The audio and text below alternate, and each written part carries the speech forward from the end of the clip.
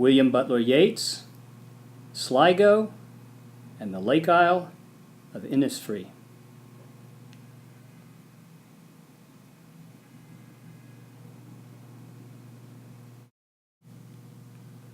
Although Yeats was born in Sandymount, in this modest house in a suburb of Dublin in 1865, and although Yeats spent much of his youth and young adult life in or around London and Dublin, his roots in Sligo, a port town in the northwest of Ireland, run deep.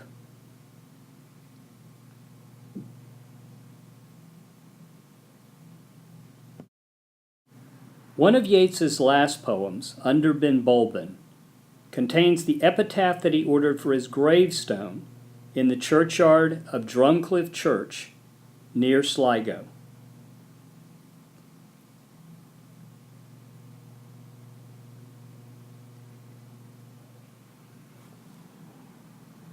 As Yeats's biographer, Roy Foster, has written, quote, "The summers there in Sligo, the romantic journeys by steamer from Liverpool Basin to Sligo Harbor, the large house with its bedrooms over the stable yard, and the view of the mountains were all touched by magic," end quote.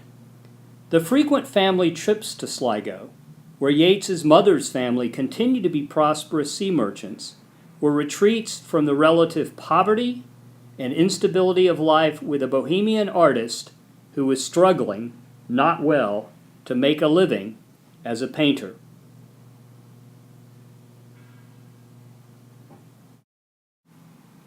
Sligo is at the southern end of Lough Gill, and Yeats could have walked along the shore or taken a boat from Sligo up towards the northern part of the lake, where he would find Innsfree.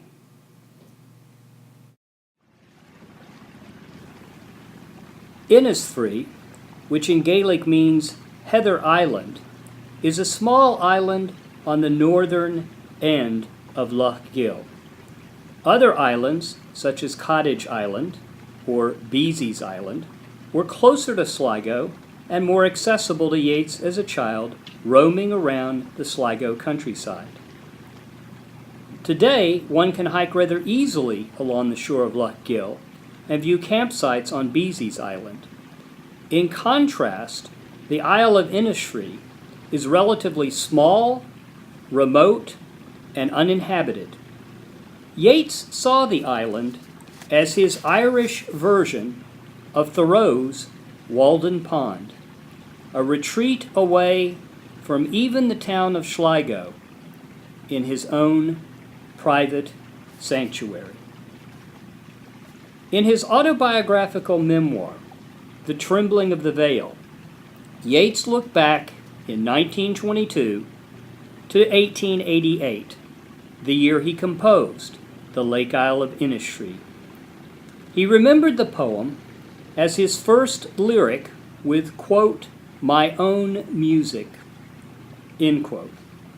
Here is his account of how, on a street in London, he was inspired to write this poem about an island on the other side of Lough Gill from Sligo. "I had still the ambition, formed in Sligo in my teens, of living in imitation of Thoreau on Innisfree, a little island in Lough Gill, and when walking through Fleet Street, very homesick, I heard a little tinkle of water and saw a fountain in a shop window, which balanced a little ball upon its jet, and began to remember lake water. From the sudden reminiscence came the poem Innisfree, my first lyric with anything in its rhythm of my own music." Here is the poem, The Lake Isle of Innisfree, first published in 1890. Listen to its sounds, its references to bees, crickets, linnets, its steady chant-like cadences, its liquid alliterations, and its balladic quatrains. I think of Innisfree as Yeats's Irish version of Wordsworth's ode, Tintern Abbey. I will arise and go now, and go to Innsfree, and a small cabin build there, of clay and wattles made.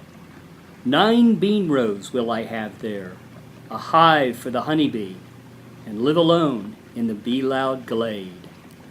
And I shall have some peace there, for peace comes dropping slow, droppings from the vales of the morning to where the cricket sings. There midnight's all a glimmer, and noon a purple glow, and evening full of the linnet's wings. I will arise and go now, for always, night and day, I hear lake water lapping with low sounds by the shore, while I stand on the roadway or on the pavement's gray, I hear it in the deep heart's core. Now listen to the waters of Loch Gill, lapping with their low sounds by the shore. Hear how those sounds might have resonated in Yeats's Dreaming of Sligo while on Fleet Street in London.